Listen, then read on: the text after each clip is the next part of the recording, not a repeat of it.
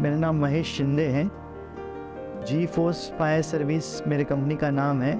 Family में father हैं, wife, 2 बच्चे हैं। फादर जो है वो रिटायर फायर ब्रिगेड ऑफिसर थे, मगर वो जब ऑन ड्यूटी थे तभी हम लोग एजुकेशन कर रहे थे, तो हम लोग काफ़ी चीज़ें देख रहे थे। जैसे कि फायर होता है, लोगों का नुकसान होता है, डायरेक्ट लॉस होता है, इनडायरेक्ट लॉस होता है, काफ़ी चीज़ें होती थी।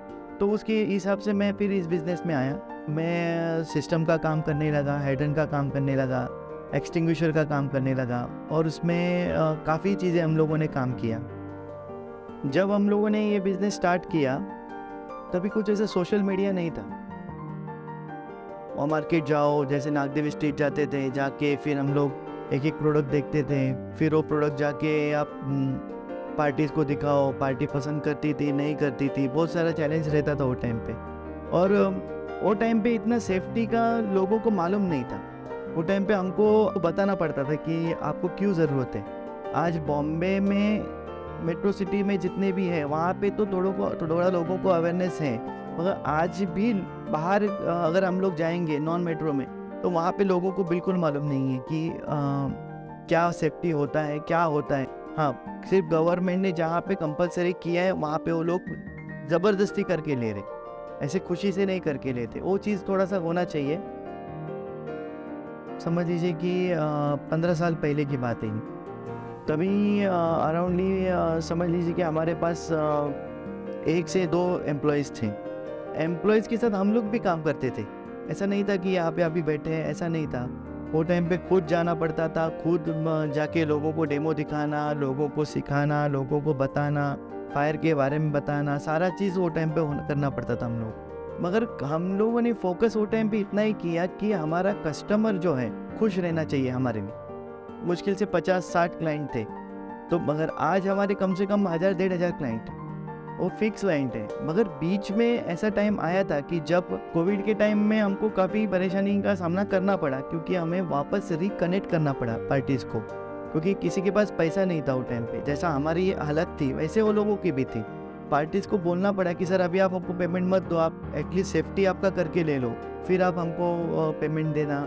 फिर थोड़ा सा हम लोग को बिज़नेस को थोड़ा और एक्सपांड करना पड़ा। एक्सटिंग्विशर तक ही सीमित न रहते हुए अपने को अभी हाइड्रेंट सिस्टम में काम करना है। हाइड्रेंट सिस्टम ये होता है कि हाई राइज जितना बिल्डिंग है उधर फायर सेफ्टी लगाना पड़ता है। जैसे कि पाइपलाइन होता है, होज रील होता है, होज ड्रम होता है, तो इसमें हम लोग आ गए। और इसमें आने के लिए फिर हमको थोड़ा सा फंड्स का भी इशू होने लगा, क्योंकि नया टीम लेना पड़ रहा था, नया लोगों को लेना पड़ रहा था। पहला बिल्डिंग पार्ट नहीं था, बिल्डिंग पार्ट के लिए फिर हमको वापस नए हायर्स करने पड़े। और फंड्स के लिए आदमी एक तो इन हाउस पेमेंट पैसा लगाता है या आउटसोर्स लेता है। तो इन हाउस तो हम लोग ले ही रहे थे, कर ही रहे थे, क्योंकि पहले मेरे पास 2 लोग थे, तो अभी मेरे पास 20 लोग आ गए। और बाहर के हमारे कॉन्ट्रैक्टर्स अलग आ गए, जिनको मुझे पर मंथ पेमेंट करना ही पड़ता था ऐसा। तो हम लोग एक आउटसोर्स ढूंढने लगे कि अपने को कहीं से हेवी पेमेंट मिल जाए।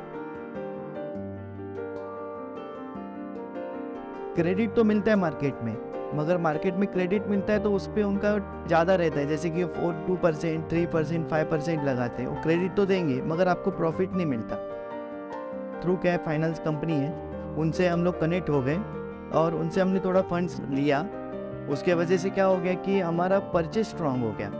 परचेज की वजह से हमारा नेचुरली हमारे बिजनेस में फ़र्क पड़ा, और हम लोग जो कैटेगरी में थे तो उसमें थोड़ा अभी हम लोग प्लस में आ गए कि अभी हम लोग गवर्नमेंट्स प्रोजेक्ट्स में हम लोग जा रहे हैं। और गवर्नमेंट प्रोजेक्ट्स के लिए हमको जो भी लाइसेंसिंग चाहिए, वो सब इसी के पैसे से थोड़ा सा हमको मदद हो गया।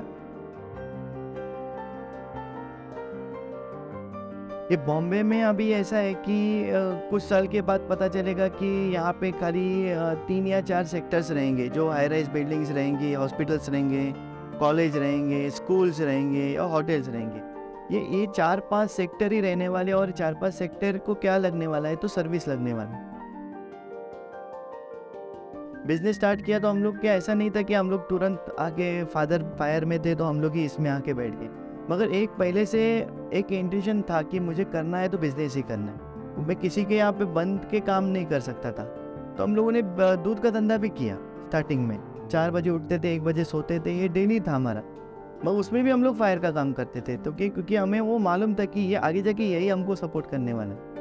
और बहुत सारा काम करते करते यहाँ पे आए हैं, अभी बता नहीं सकते, मगर ऐसा काम किया है हम लोगों ने, और वो चीज़ करके फिर हम लोग ये टाइम पे अभी इधर आके बैठे हैं।